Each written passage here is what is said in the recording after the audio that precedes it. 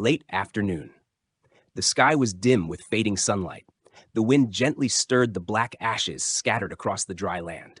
Old Man Two stood silently in what was once a lush forest, a place he had called his second home during childhood.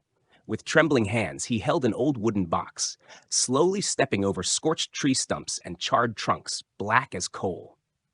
Memories flowed back like a stream in reverse. Here he had once climbed trees to pick fruits, played hide and seek with his childhood friends. Every corner of the forest held a piece of his youth, cuckoo birds calling, streams murmuring under ancient roots, and the faint fragrance of wildflowers on the wind. All of it was once alive, once a part of him, but now only silence remained. Each step he took felt like crushing a memory underfoot. The ground bore no moss, only cracked soil and scorched remnants. Perhaps this was once where the tallest tree stood, the one where he carved his name with a small knife. Now, even that had been reduced to cold, lifeless ash. He paused beneath a half-burnt tree canopy and opened the wooden box. Inside, a faded photograph, a dried leaf whistle, and a childlike scrawl on old paper. "The forest is my home." A faint smile appeared, tears glistening in his eyes. His grandson quietly held his hand.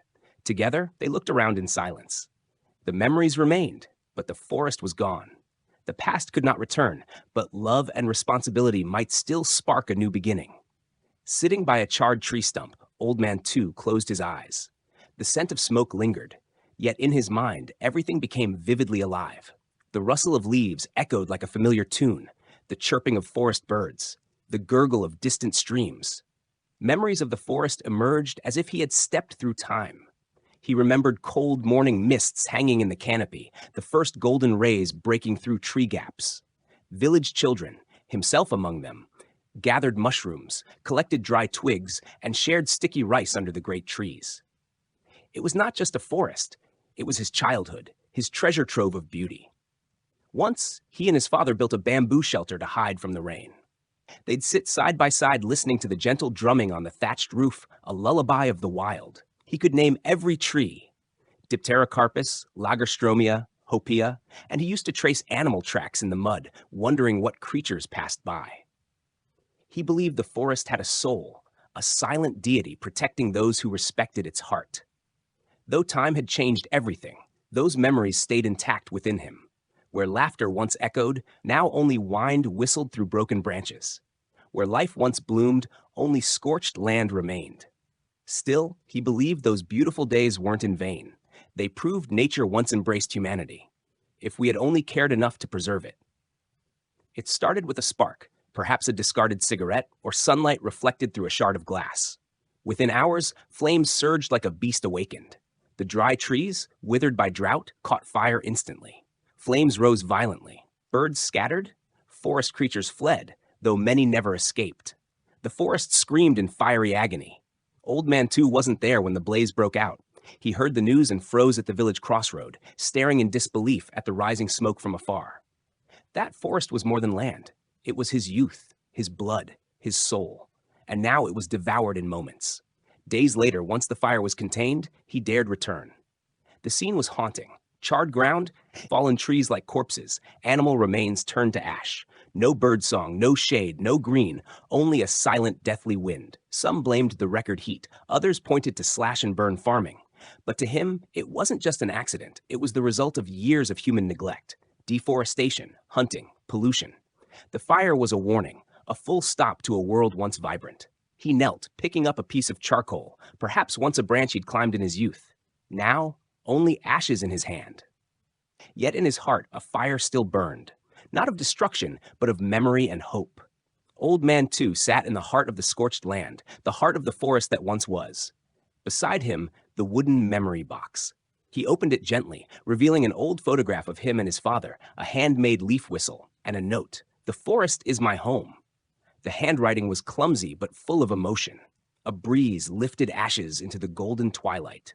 He dug a small hole under a burnt tree and placed the box inside, a farewell to a piece of his life, a dream, a forest now gone. But just as he tried to stand, a small hand grasped his. His grandson, silent, placed a seed in his palm. "Can we grow the forest again, Grandpa?" the child asked with quiet resolve. A spark returned to Old Man Two's eyes, a fragile hope rising from the ashes. Together, they dug the earth and planted that first seed. The forest was gone, but love remained. The past had faded, but the future awaited. From regret bloomed awareness, like seeds cracking to reach sunlight.